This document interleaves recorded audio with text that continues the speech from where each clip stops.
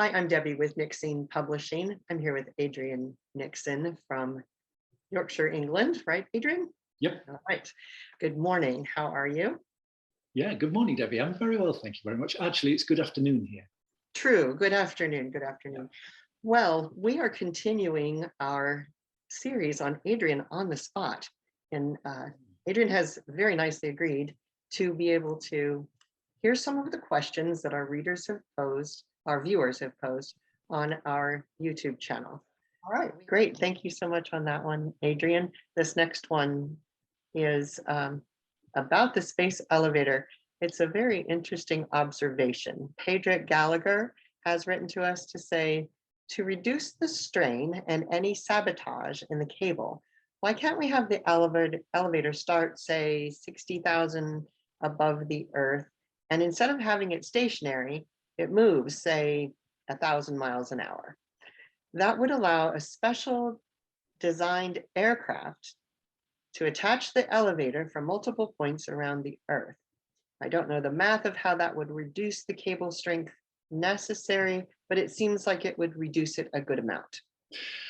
It's a really clever idea, and you're right, the maths, I'm a Brit, so I say maths rather than math, but the mathematics is horrendously complicated, but Debbie and I work with people who can do that kind of math because we know a lot of rocket scientists in ISEC.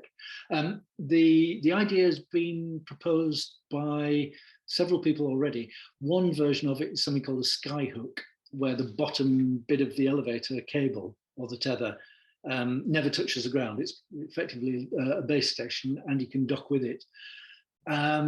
Yes, it's a good idea. You can fly up to it.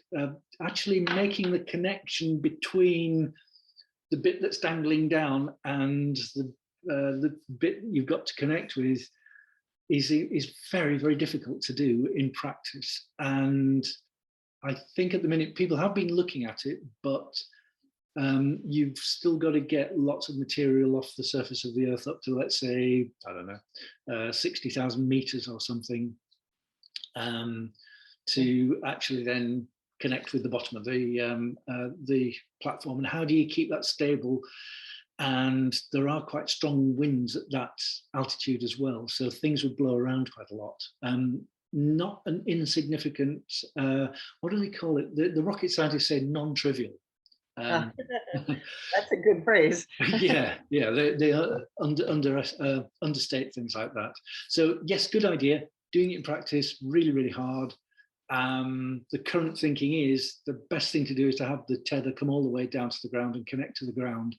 Yeah, there are vulnerabilities, but building it on the ocean, on the equator, places have been identified where it's quite calm, quite secure, and free from terrorist attack and things like that. So that a lot of that thinking has already been done. So that's where the current stuff is going, because that's easier to do. But minds aren't closed to alternative designs. Yeah. But have a look at the ISEC website, isec.org. And there are loads of research papers there. There's a load of free content you can browse. Try looking for Skyhook. Thank you so much, Adrian, for your time. A pleasure, Debbie, and thanks again to the viewers for taking the time to message in. We'll try and do these a little bit more frequently now.